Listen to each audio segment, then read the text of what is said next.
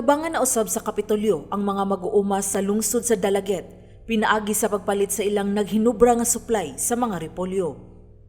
Ato sa pagbisita ni Gobernador Gwen Garcia sa Municipal Plant Nursery sa Dalaget ni adtong Abril 22, iyang gipasaligan si Mayor Jeffrey Belcenia nga paliton sa Kapitolyo ang mga utanon ug iapod-apod kini sa charity institutions.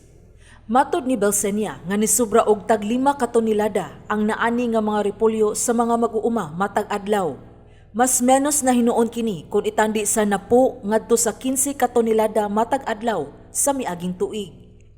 Tungod sa oversupply, ni barato na usab ang ilang pagbaligya sa mga utanon aron lang gyud mahurot kini. Tag 4 pesos na lang ang kilo karon sa repolyo og pechay. Patabang na binbinay mo ko, kiluoy kayong farmers towns. Nitaw kay mga ito kay inom ko last year, dako kay katabang sigob na to. Kay kadto ganit tag 8 pa to last year, gitabangan nyo tanggob. Ni adtong miaging tuig, nagkaproblema usab ang maong lungsod tungod kay wa mahalin ang toni-tonelada nila nga repolyo, tungod kay wala kini makalabang padung sa syudad sa Sugbo aron itumod tungod sa lockdown. Apan gisulbad kini ni Garcia, gipalit sa Kapitolyo ang mga utanon o giapod-apod kini sa kapulisan, prisuhan, district o provincial hospitals o uban pang charity institutions.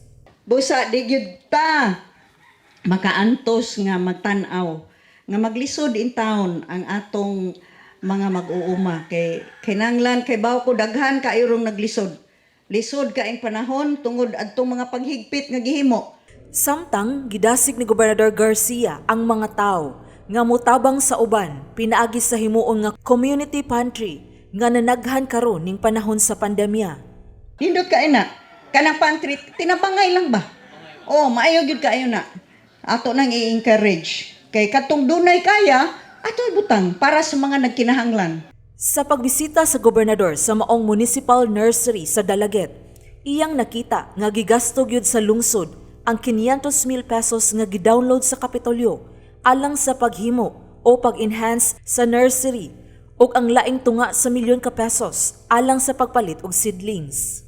Nindot kaayo, salamat kaayo nga inyo gyud gitiniod kining atong sugbusog program ug ang atong salapi nga gi-download nato. Sa maong nursery, gipatubo o gipadaghan ang medicinal plants sama sa malagayang kamang nga gagmay nga klase sa mayana nga epektibo sa pagtambal sa mga lagom-lagom sa panit, kilayan nga tambal sa himanuhot ug mayanang puti nga tambal sa lamon sa init.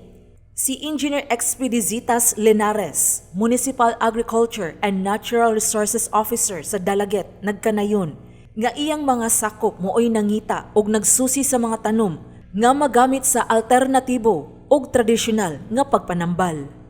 Sheila Gravinez, Balita sa Sugbo.